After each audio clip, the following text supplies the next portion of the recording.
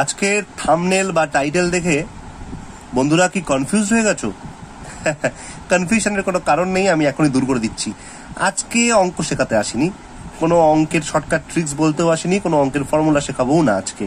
আজকে ছোট্ট একটা হিস্ট্রি বলবো বা একটা নলেজ দেবো, নলেজ শেয়ার করবো related to the terms of mathematics.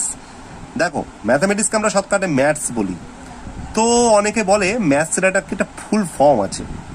দেখো, আমি দু রকমের ফুল ফর্মই লিখেছি। যেটা সবাই বলে মোটামুটি একটা ঠিকঠাক নেওয়ার মতো ফর্ম, সেটা বাদিকে লেখাও আছে, আর ডান দিকে একটা বানানো ফর্ম লেখা আছে, যেটাও কিন্তু অনেকেই বলে, যদিও মজা করে বলে।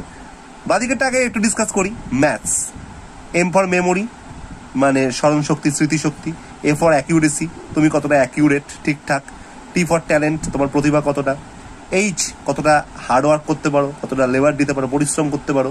আর কতটা তুমি সিনসিয়ার, কতটা তুমি পাংচুয়াল, কতটা তুমি ঠিক আছে গুরুত্ব দিয়ে জিনিসটাকে পড়ছো, সেটা হচ্ছে এস, সিনসিয়ারিটি তোমার কতটা রয়েছে। তো এটা তাও মেনে নেওয়া যায় বস, কিন্তু ডান দিকেরটা খুব রিডিকুলাস না? M for mentally, A for affected, T for teachers, H for harassing, S for students.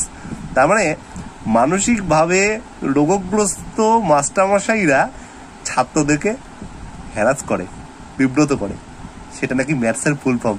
যাই হোক, পাঠাবে যোগ। শোনো, ম্যাথমেটিক্স বা ম্যাথস এর কোনো ফুল ফর্ম নেই। অনেকে বলে আছে, ম্যাথমেটিক্সেরও আছে ইভেন, কিন্তু নেই।